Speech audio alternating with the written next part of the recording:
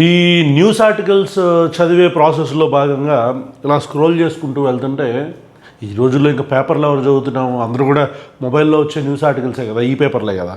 So ఈ paper చదువుతుంటే ఈనాడులో ఒక కథనం వచ్చింది. ఏంటి ఆ కథనం?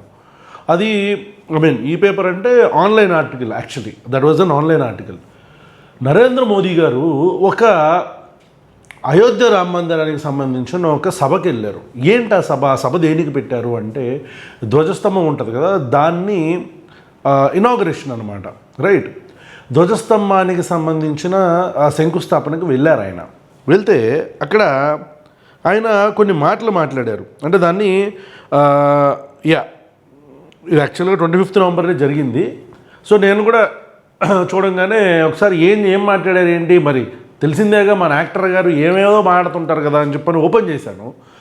ఓపెన్ చేస్తే అంటే ధ్వజారోహణకి వెళ్ళటం తప్ప అంటే తప్పేం కాదు. ఎందుకంటే ఒక రాజకీయ నాయకుడిగా ఉన్నప్పుడు ఖచ్చితంగా రకరకాల మతాలకు సంబంధించిన వ్యక్తులు వాళ్ళ గుళ్ళకో, మస్జిదులకో, చర్చెస్కో, లేకపోతే గురుద్వారాలకో వీటన్నిటికి కూడా పిలుస్తూ ఉంటారు. అది తప్పేం కాదు. కానీ ఎప్పుడైతే ఒక ప్రధానమంత్రి పదవిలో ఉన్న వ్యక్తి వెళ్ళి ఒక మతాన్ని ప్రమోట్ చేస్తాడో అది రాజ్యాంగానికి విరుద్ధం. నిజంగా నరేంద్ర మోదీ ప్రధానిగా వెళ్ళి అక్కడ మతాన్ని ప్రమోట్ చేశాడా, లేకపోతే అసలు ఏం మాట్లాడాడో నా ఆర్టికల్లో చదివితే, యాక్చువల్గా వీడియో మొత్తం చూశాను నేను. It was in Hindi. మొత్తం అంతా మేరే దేశ్ వాసియం అని చెప్పని మాట్లాడాడు కదా, అట్లా మాట్లాడితే దాదాపు ఒక 30 నిమిషాల దాకా స్పీచ్ ఉంది, 30-40 నిమిషాల దాకా స్పీచ్ ఉంది. దాన్ని మొత్తం విన్నా.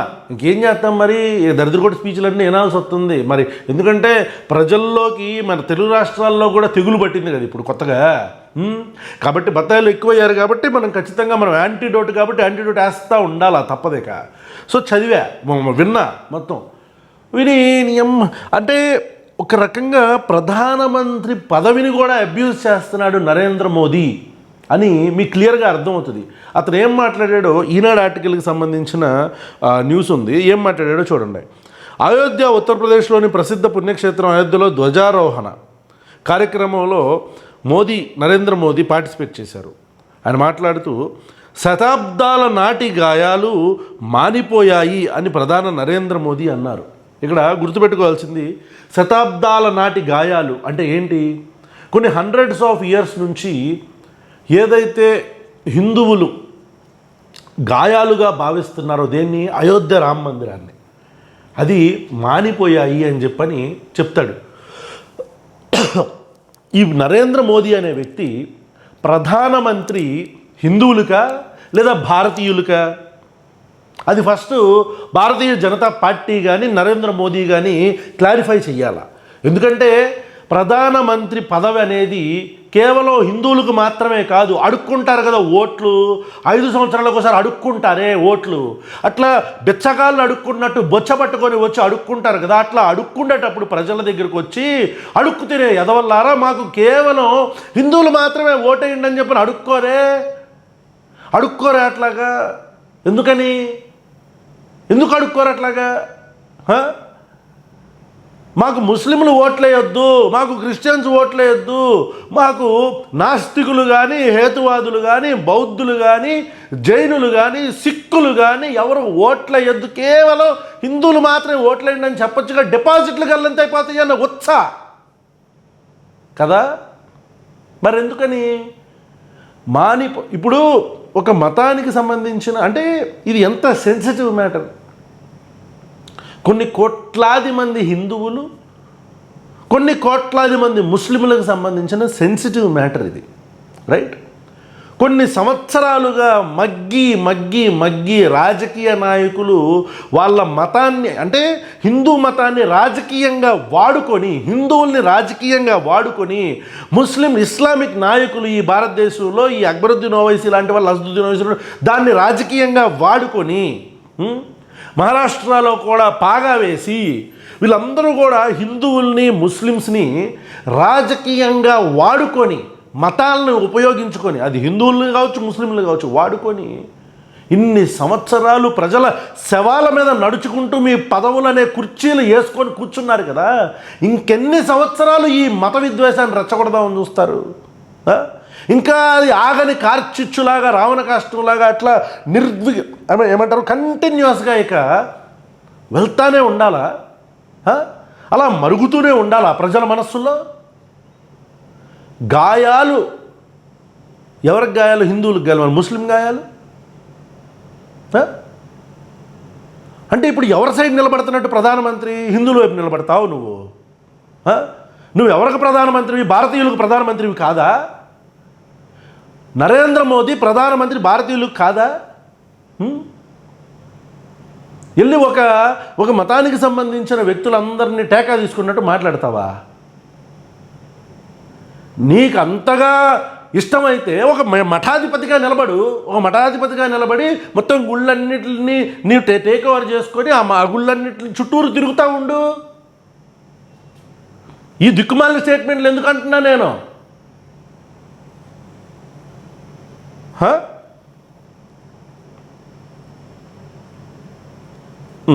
ఇదొకటి. గాయాలు మానిపోయాయని ప్రధాని నరేంద్ర మోదీ గారు అన్నారు. బాలరాముడి ఆలయ శిఖరంపై జెండాను ఎగరేసిన అనంతరం అసలు బాలరాముడిని ఎందుకు పెట్టాం మనం? శ్రీరాముడిని ఎందుకు పెట్టలా? ఈ భారతదేశం మొత్తం మీద మనం వెళ్ళి బాలరాముడి ఫోటోలు పెడుతున్నామా? మన ఎన్నికల ప్రచారాల్లో శ్రీరాముడి ఫోటోలు పెడుతున్నామా? ఎదిగిన రాముడి గురించి ఎదిగిన రాముడి ఫోటోలు పెడుతున్నామా మనం? బాలరాముడు ఎందుకు వచ్చాడు? సతీ సమేతంగా రావాలి కాబట్టి అయోధ్య రామ మందిరం ఇనాగరేషన్ అప్పుడు బాలరాముడిని పెట్టాం మనం, అంతేనా? ఇంకా అంతకు మించి ఏముంటుంది? మళ్ళీ రీజన్లో మళ్ళీ 100 చెప్పుకొచ్చాం మనం. మనకు అనుమతి ఉండదు కాబట్టి, అనుమతి ఉన్నా సరే మనల్ని పెద్ద మనిషిలాగా కూర్చోపెట్టలేరు కాబట్టి బాలరాముడు అనే వ్యక్తిని మనం అక్కడ పెట్టాం. మళ్ళీ అక్కడ కూడా పాపం హిందువులకు మోసమే, అక్కడ కూడా హిందువుల్ని మళ్ళీ పాపం మోసం చేయటమే. జెండాను ఎగరవేసిన అనంతరం ప్రధాని నరేంద్ర మోదీ ప్రసంగించారు. భారతీయ సాంస్కృతిక చైతన్యానికి అయోధ్య సాక్షిగా నిలిచిందన్నారు. ఓకే, అది అతని వ్యక్తిగత అభిప్రాయం. I don't have any I may have difference of opinions, but I respect his opinion. Right. జై శ్రీరామ నినాదంతో ప్రధాని మోదీ తన ప్రసంగాన్ని ప్రారంభించారు. రైట్.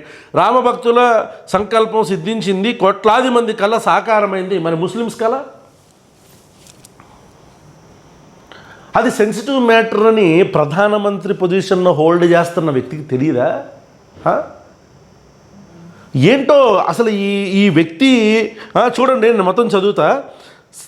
శతాబ్దాల నాటి గాయాలు బాధల నుండి నేడు ఉపశమనం లభించింది. 500 ఏళ్ళుగా ఉన్న సమస్య పరిష్కారమైంది. రైట్. సమస్య పరిష్కారమైంది. మళ్ళీ ఎందుకు దాని మీద ఎట్లా ఆజ్యం పోస్తున్నావు అగ్ని మీద నరేంద్ర మోదీ?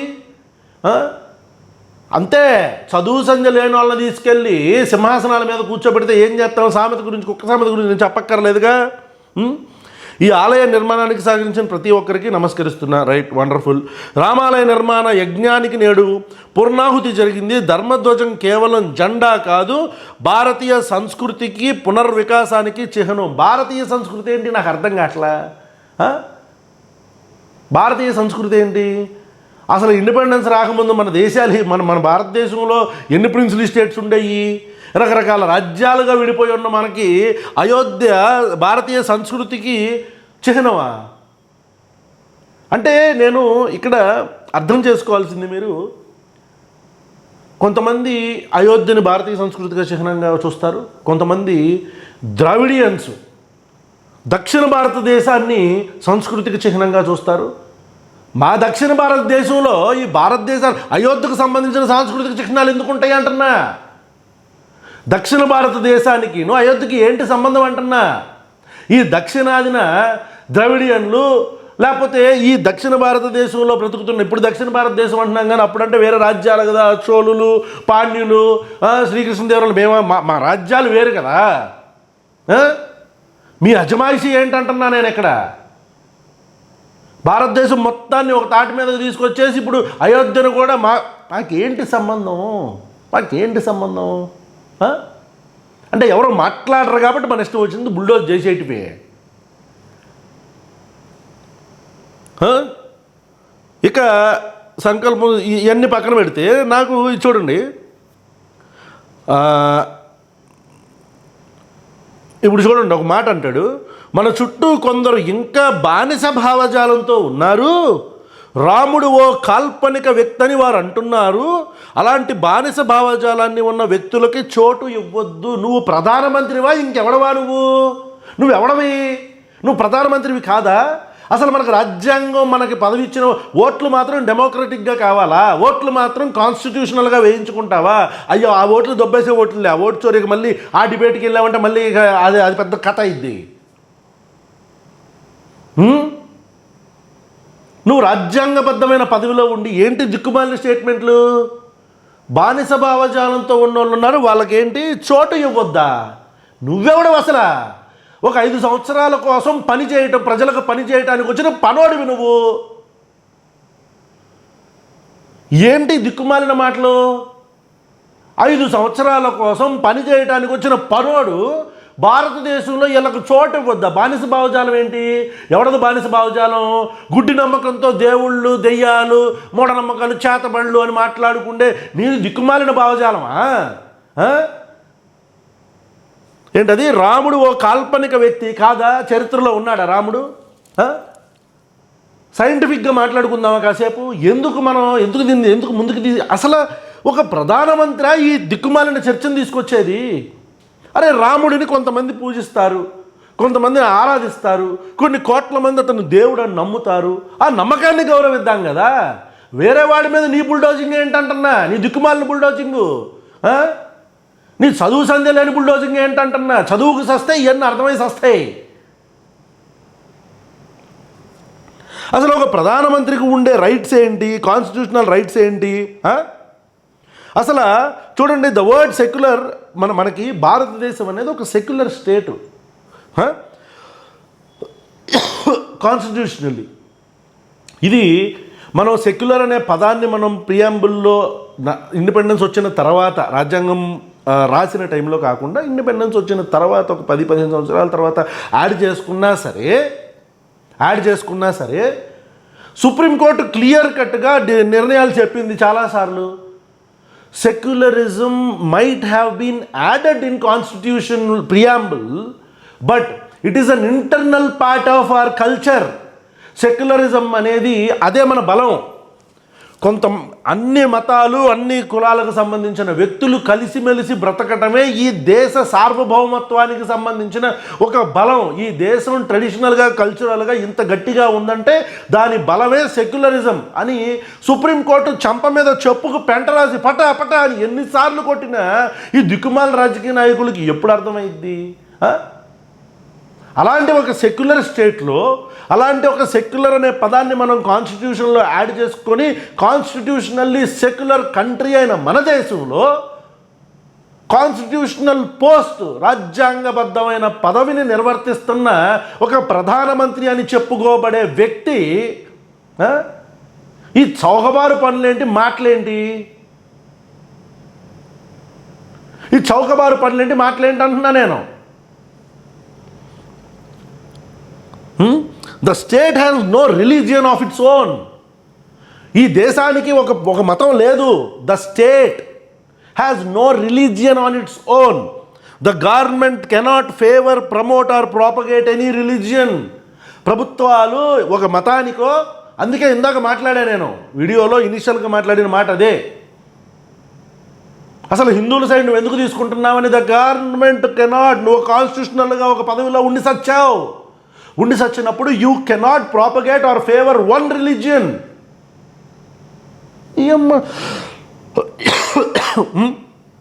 అరే your a head of a government, నువ్వు ఒక ప్రభుత్వానికి పెద్దవి, దిక్కుమాలిన పెద్దవి. You should follow this. ఇక దీనితో పాటు ఆర్టికల్ 14, 15, 25 ఇవన్నీ కూడా ఇలాంటి దిక్కుమాలిన ప్రధానమంత్రులు వస్తారేమో అని ముందే మనం రాసుకొని సచ్చాం కదా. ఇప్పుడు చదువుతా, నీకు అర్థమై సచ్చినా లేకపోయినా మా ప్రేక్షకుల కోసమైనా చెప్పాలి కదా. ఆర్టికల్ 14 అంటే ఏంటి? దీస్ నేను ఇప్పుడు చెప్పే articles, these all articles will prohibit a PM from promoting a religion. ఒక ప్రధానమంత్రి ఒక మతాన్ని ప్రమోట్ చేయటం, ఈ మొత్తం నేను ఇప్పుడు చెప్పే ఆర్టికల్స్ మొత్తం మనం క్లియర్గా రాసుకున్నాం మనం రాజ్యాంగంలో. I tell you, article 14 equality before law అంటే the PM cannot promote or favour one religion because it breaks equality. నువ్వు హిందువులను టేకా తీసుకుంటే మరి ముస్లింల పరిస్థితి ఏంటి, క్రైస్తవుల పరిస్థితి ఏంటి, బౌద్ధుల పరిస్థితి ఏంటి, జైనుల పరిస్థితి ఏంటి, మాలాంటి నాస్తికుల పరిస్థితి ఏంటి? ఈక్వాలిటీ లేని ప్రధానమంత్రి నువ్వు ఉంటే అంతా ఊడిపోతే అంత దిగిపో. నీకెందుకు ప్రధానమంత్రి పదవి? ఓట్లు ఓట్లు ప్రజలు ఎత్తేగా, నువ్వు దొంగ ఓట్లతో గెలిచినాడు, నీకేం తెలుసులే. Article 15 no discrimination on grounds of religion. If the PM promotes one religion it violates this article. ఈ ఆర్టికల్ 15 ప్రకారం డిస్క్రిమినేషన్ ఎలాంటి మతానికి సంబంధించి అంటే మతపరంగా డిస్క్రిమినేట్ చేయకూడదు. నువ్వు క్లియర్ కట్గా డిస్క్రిమినేట్ చేస్తున్నావు. కొన్ని సంవత్సరాల గాయాలు మరి ముస్లింలకు ఉన్నాయి, గాయాలు కాదా? అరే ఇంత సెన్సిటివ్ మ్యాటర్ గురించి మాట్లాడేటప్పుడు కనీసం ప్రధానమంత్రి అని మాత్రం గుర్తు లేకుండా ఎప్పుడు చూడు శవ రాజకీయాలేనా? Article 25 freedom of religion. Citizens can practise religion freely but the state must remain neutral. మాలాంటి వాళ్ళు నాస్తికత్వమో లేకపోతే కొంతమంది ఇస్లామో కొంతమంది క్రిస్టియానిటీనో చాలామంది హిందువులో వీళ్ళందరూ కూడా సిటిజన్స్ ఆఫ్ ఇండియాగా they have right to follow whatever the religion that they want to. వాళ్ళకి నచ్చిన మతాన్ని ఆచరించే హక్కు ఈ దేశ రాజ్యాంగం ప్రతి ఒక్క సిటిజన్కి, ప్రతి ఒక్క పౌరుడికి, ఈ దేశ పౌరుడికి ఇచ్చింది. కానీ స్టేట్ మాత్రం ఇట్ షుడ్ బి న్యూట్రల్. క్లియర్గా రాసి వచ్చాం, మనకు చదివేడి సత్యాగా ఇవన్నీ తెలిసి అవటానికి. State neutrality is implicit here. Government cannot interfere or promote any religion. మనం ధ్వజస్తంభాల ఏమంటారు ధ్వజారోహణలోకి వెళ్ళిపోతాం. మనం రామ మందిరానికి సంబంధించిన ఓపెనింగ్లకి వెళ్ళిపోతాం. మనం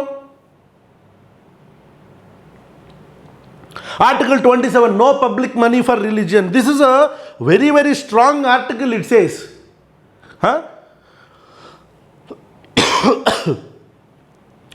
ఈ ఆర్టికల్ ప్రకారం, ఆర్టికల్ 27 ప్రకారం ఏ ప్రధానమంత్రి అని ఎవడైనా సరే, వాడే దిక్కుమాలిన ఎదవైనా సరే, ఒక మతం కోసం ప్రభుత్వానికి సంబంధించిన ఫండ్స్ వాడకూడదు. ఆంధ్రప్రదేశ్లో కూడా అట్టగా చచ్చారులే. ఇప్పుడు ఆంధ్రప్రదేశ్లో కూడా ఈ మధ్య కొత్తగా అది నేర్చుకున్నారులే.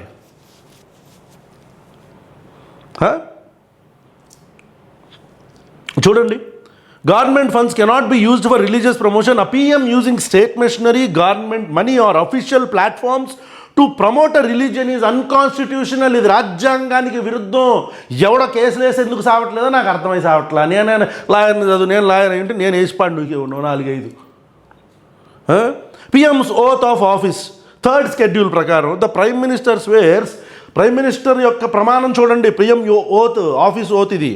I will bear true faith and allegiance to the constitution and I will do right to all manner of people without fear or favor, affection or ill will. మనకు ఉండి సచ్చిందే ఇల్ విల్లు, మనకు ఉండి సచ్చిందే ఇల్ విల్ కదా. మళ్ళీ ఇది ఎందుకులే, ఇట్లా అన్నీ తీసుకుంటూ పోతే ఇంకేముంటుంది. ఫేవర్ అంటే అదేదో మళ్ళీ డబ్బులు కిస్కా మిస్కా ఫేవర్లు కాదు, రిలీజియస్ ఫేవరిటిజం. అలాంటి ప్రధానమంత్రి, ఇలా ఒక ప్రమాణం చేసిన ప్రధానమంత్రి ఇవన్నీ చేస్తుంటే ఆ ప్రమాణాన్ని అంటే ఆ ఓత్ని బ్రేక్ చేసినట్టు కాదా? అది అన్కాన్స్టిట్యూషనల్ కాదా? ఇక్కడ సుప్రీంకోర్టు జడ్జిమెంట్స్ నేను కొన్ని నోట్ చేసుకున్నా చూడండి. ద హిందుత్వ జడ్జిమెంట్ ఇది 1995 కీ క్లారిఫికేషన్ ఏంటో తెలుసా? The Supreme Court clarified that leaders cannot ask for votes using religion. అంటే అమ్మ ఇంతకు మించిన ఇంత భయంకరమైన సుప్రీంకోర్టు క్లారిఫికేషన్, సుప్రీంకోర్టు యొక్క జడ్జిమెంట్ ఉన్నా సరే, క్లారిఫికేషన్స్ ఉన్నా సరే, మన అందరూ హిందువులు అన్నా అంటాడు ఆ బండి సంజయ్. ఆ బండి సంజయ్ మనకి ములదారాలు ఉంటాయన్న, ములదారాలు ఈ అమ్మ ఎలాంటి జోకర్లు వచ్చారా నాయన రాజకీయాల్లోకి. ఇక నా అభిమాన నటుడు ఉప ముఖ్యమంత్రి శ్రీ కొన్నిదల పవన్ కళ్యాణ్ గారు అయితే ఇక చెప్పక్కర్లా. అయ్యో మేనన్న పాలిటిక్స్ అతని హిందూ అంటాడు. ఇక మనకు తెలిసిందే కది. ఇక ఆ రచ్చ ఆ పెచ్చ మనకు తెలిసిందేగా. Leaders cannot ask for votes. Religious promotion using political power is illegal. Pawan Kalyan garu, Narendra Modi గారు, బండి సంజయ్ అనే వ్యక్తిని అసలు కన్సిడర్ కూడా చేయని తీసేయి. పవన్ కళ్యాణ్ కన్సిడర్ చేస్తామంటే చెయ్యాలి, తప్పదు. మరి పిచ్చోడు నలుగురు పిచ్చోళ్ళకి పిచ్చెక్కిస్తున్నప్పుడు మనం ఆ పిచ్చిని నివారించాలి కదా, తప్పదు. ఆంధ్రప్రదేశ్లో religious promotion, sir Pawan Kalyan garu నమస్తే వినండి, religious promotion using political power is illegal.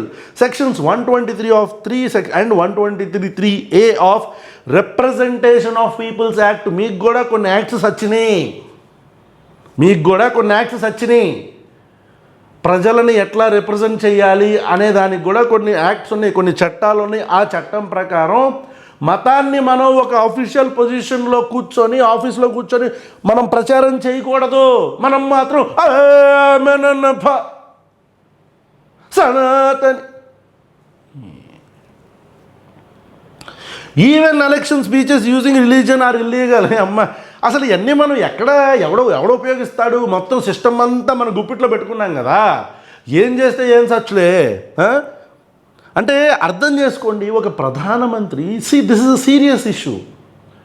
ఒక ప్రధానమంత్రి, ఈ రాష్ట్రానికి ఉప ముఖ్యమంత్రి అని చెప్పుకుంటున్న వ్యక్తి, వీళ్ళందరూ కూడా అఫీషియల్ పొజిషన్స్లో అఫీషియల్ ఆఫీసెస్ని హోల్డ్ చేస్తూ, మళ్ళీ ఆఫీసెస్ అంటే ఈ కూలేదవులకు అర్థమైద్దో సాగదు.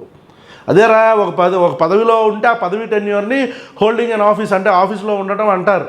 అది నా బతికేందో మీకు ట్రాన్స్లేషన్లు కూడా చేస్తే వాళ్ళు కూలేదు వాళ్ళని. నేను మిమ్మల్ని రోజు చేస్తున్నట్టు లేదు, మీకు ఎక్స్ప్లెయిన్ చేస్తే నన్ను నేను రోజు చేస్తున్నట్టు ఉంటుంది. ఎక్కడున్నా అసలు అర్థం చేసుకోండి, ఒక వ్యక్తి ప్రధానమంత్రి లేకపోతే ఈ ఉప ముఖ్యమంత్రి, ఇలాంటి వ్యక్తులు ఒక పొజిషన్ని హోల్డ్ చేస్తూ, రాజ్యాంగబద్ధమైన పొజిషన్ని హోల్డ్ చేస్తూ, వాళ్ళు ఒక మతాన్ని ప్రమోట్ చేయటం ఎంత సీరియస్ కన్సర్న్, ఎంత సీరియస్ ఇష్యూ అది. Is it not splitting people with their religions? మతపరంగా ప్రజలని విడదీయటం కాదా, విచ్ఛిన్నం చేయటం కాదా? కొంతమంది కోర్టులో కేసెస్ కూడా వేసినట్టున్నారు. We need to see. దీంతో పాటు ఇంకొక కేసు ఉంది, SR Bommai versus Union of India 1994లో. This is called as the biggest secularism judgment. బాగా వినాలి, listen carefully. The state cannot promote any religion. Secularism is a part of the basic structure of the constitution. Any government that favors or promotes religion can be dismissed under Article 356. Article 356 ప్రకారం ఒకవేళ ఏ ప్రభుత్వమైనా ఒక మతాన్ని ప్రచారం చేస్తే, మతాన్ని promote చేస్తే, ఆ ప్రభుత్వాన్ని డిస్మిస్ చేసే అధికారం సుప్రీంకోర్టు, ఆ ప్రభుత్వాన్ని డిస్మిస్ చేయాలి అని సుప్రీంకోర్టు క్లియర్గా స్టేట్మెంట్ ఇచ్చింది. This is the biggest judgement in regards to secularism in India. ఇది మళ్ళీ చెప్తున్నా, S R Bommai versus Union of India 1994. చూడండి మీరు ఒకసారి గూగుల్లో సెర్చ్ చేసి. దీని ప్రకారం ఈ పవన్ కళ్యాణ్ నడుపుతున్న కూటమి ప్రభుత్వం అయినా, నరేంద్ర మోదీ నడుపుతున్న కేంద్ర ప్రభుత్వం అయినా సరే, రెండింటినీ మనం డిజాల్వ్ చేయొచ్చు అని సుప్రీంకోర్టు క్లియర్ జడ్జిమెంట్ ఉంది. డిస్మిస్ చేయొచ్చు అని.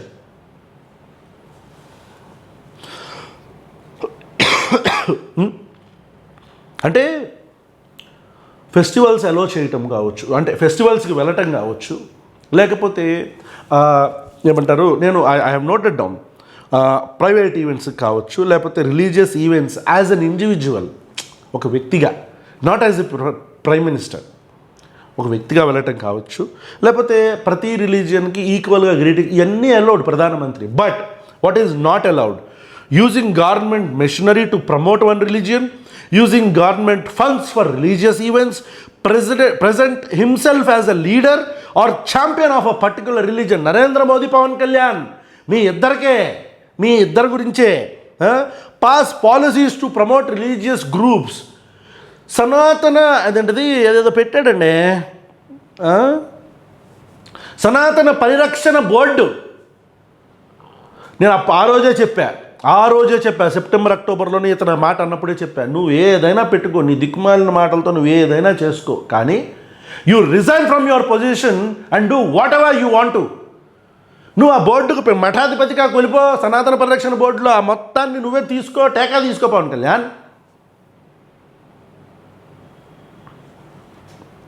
Campaigning using religious slogans. అసలు క్యాంపెయినింగ్ యూజింగ్ రిలీజియస్ స్లోగన్స్ అంటే ఈ అమ్మ జీవితం మా పవన్ కళ్యాణ్ అన్న అసలు అన్అపాలజెటిక్ సనాతని హిందూ. అరే